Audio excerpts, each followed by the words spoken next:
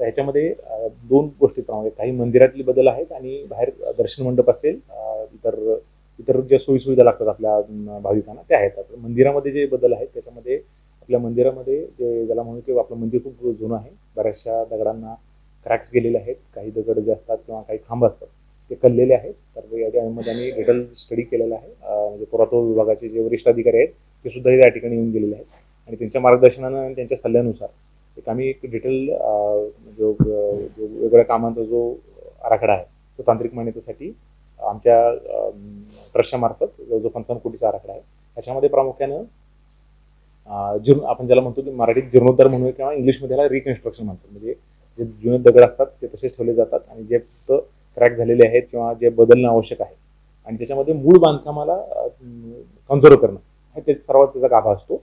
त्याच्यामध्ये बऱ्याच वेळा आपण असं केलं असतं की बरेचसे नंतर झालेली जी बांधकामं असतात म्हणजे उदाहरण मार्बलचं काम असेल ते काढून टाकणं आणि मूळ जसं आज आपण पाहिलं असेल की आता पंढरपूरच्या मंदिरामध्ये पुरातन रूप आणि दगडाचं मूळ जो त्याला जे लुक आहे तो दिला जातो आणि त्यासुद्धा आपल्या मंदिरात सुद्धा तुळजापूरच्या मंदिरामध्ये सुद्धा सेम त्याच पद्धतीने आपण प्लॅन करत आहोत आणि ज्या ठिकाणी सर्व दगडांना नंबरिंग केलं जातं आहे त्या पद्धतीनेच त्यांना पुन्हा रिअलाईन केलं जातं.